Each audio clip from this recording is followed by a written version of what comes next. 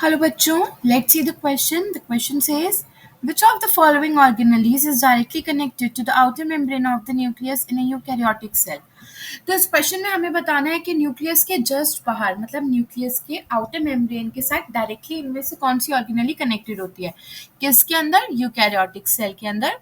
So the key concept of this question, key concept to answer this question is cell organelles and their locations. Cell organelles and their location, मतलब हमें cell organelles और उनकी location, मतलब वो exactly located कहाँ पर है. Although scattered होती हैं बट कुछ ऑर्गेनेलीज होती हैं जिनके पास अपनी स्पेसिफिक पोजीशंस होती हैं, तो हमें उसके बारे में देखना है. मतलब हमें न्यूक्लियस के साथ जो भी ऑर्गेनेली डायरेक्टली अटैच्ड होती है उसके बारे में देखना है. तो हम सबसे पहले स्टार्ट करते हैं माइटोकॉन्ड्रियन से. तो माइटोकॉन्ड्रिया सबको पता है क्या होता है. It is also known as power house of the cell. Mitochondria को हम और क्या बोल सकते हैं? Power house of power house of the cell बोल सकते हैं. Power house of the cell क्यों बोलते हैं? क्योंकि ये क्या बनाता है? ये एटीपी बनाता है. It is also known as a semi autonomous organelle.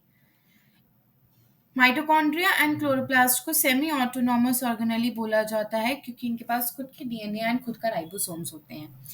Second option हमारे पास है लाइसोसोम्स. तो लाइसोसोम्स की अगर हम बात करें, लाइसोसोम्स को सुसाइडल बैग बोला जाता है. Suicidal bag.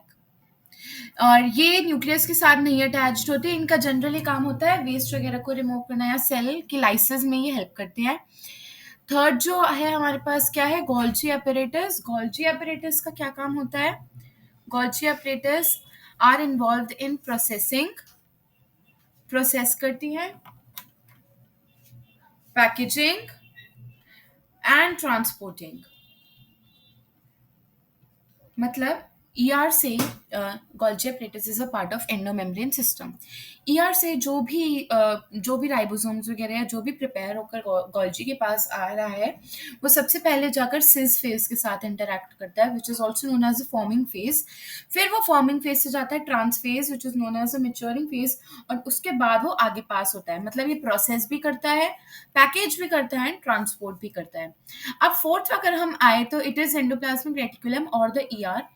ईआर दो टाइप के होते हैं. आरईआर जो कि रफ एंडोप्लाज्मिक रेटिकुलम जो कि इन्वॉल्व होता है प्रोटीन सिंथेसिस में क्योंकि इसके पास राइबोसोम्स होते हैं. एंड एससीआर जो होता है वो होता है लिपिड सिंथेसिस में और फैट सिंथेसिस में. It is known as smooth endoplasmic reticulum. अब ये जो एंडोप्लाज्मिक रेटिकुलम है it is directly attached to the outer membrane of the nucleus. Directly attached to the outer membrane of nucleus. कहाँ पर मिलता है ये ईआर हमें देखने को? न्यूक्लियस के आउटर मेम्ब्रेन के साथ directly attached. ER is also part of endomembrane system. तो इस क्वेश्चन का करेक्ट आंसर क्या हो जाएगा? Option D which is endoplasmic reticulum. I hope you all got to know the answer. Best of luck.